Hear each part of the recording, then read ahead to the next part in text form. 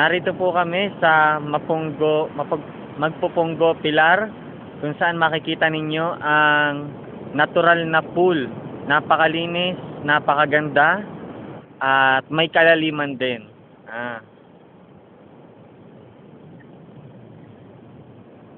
Kung saan, yan, kahit ayan ay low tide, ay natural pa rin na ganyan ang itsura niya. Yan po ang aking mga kasama dito sa ministry sa Surigao.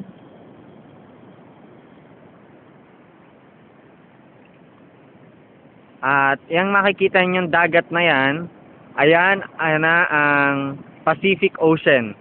Mismo ngayon ang simula ng Pacific Ocean. At ito ang dulo ng Surigao.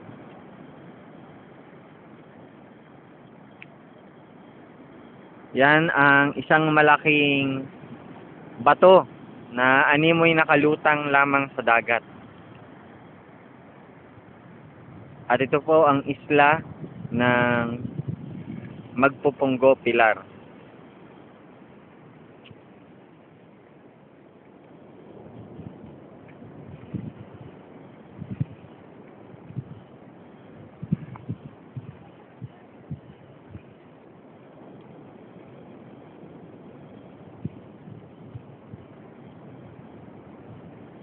Yan. Ayan ay 10 feet ang lalim. Tingnan nyo kung gaano kalinis siya at kung gaano kalalim.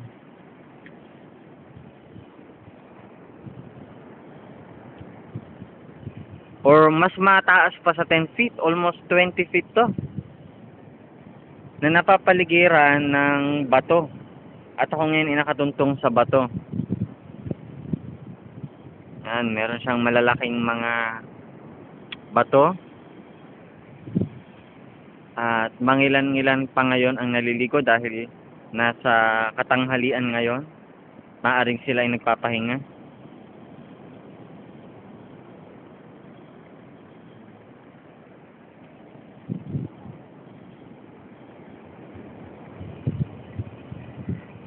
Kung tingnan ninyo kung gaano kalinaw ang tubig, gaano kalinis na inaalagaan ng mga taga Surigao ang mga lugar na narito.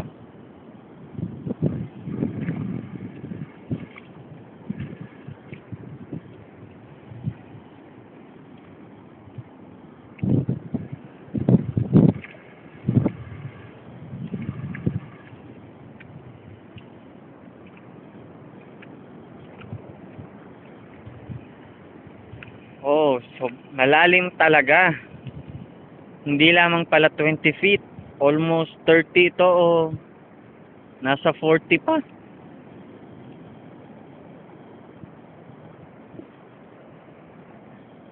Grabe, at ang ganda na mga naglalanguyang isda dito.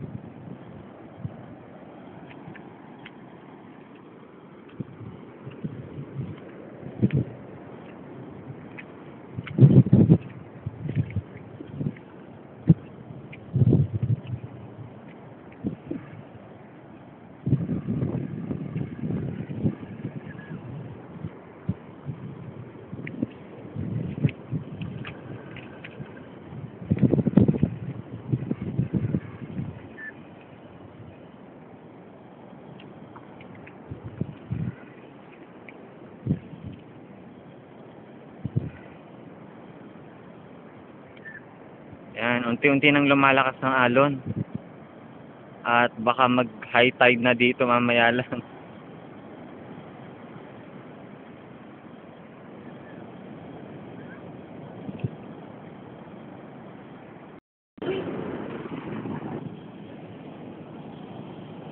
Yan. Yan po ang aking mga kasamahan. Narito si Kuya Joel. Grabe, panalo dito sa Pilar. Ito ang tawag dito, Magpupunggo. Makikita mo lang siya kapag low tide siya. Napakaganda ng nature. Kaya subukan niyong pumasyal sa Siargao. Tingnan niyo lang. And siguraduhin ko sa inyo. Sasabihin mo, hindi na kayo babalik sa Manila. Grabe, ibang klase dito. Dito na kayo tumira. Napakaganda. Maraming natural resources dito sa Siargao.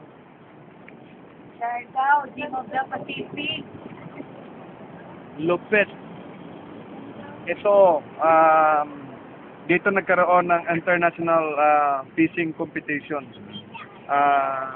Last year, sa panahon ni Gordon, nung siya ay head ng tourism. So, grabe. Ito yung Pacific Ocean. Yan, Pacific Ocean yan. At nandito yung deuterium area. The largest deuterium in the world.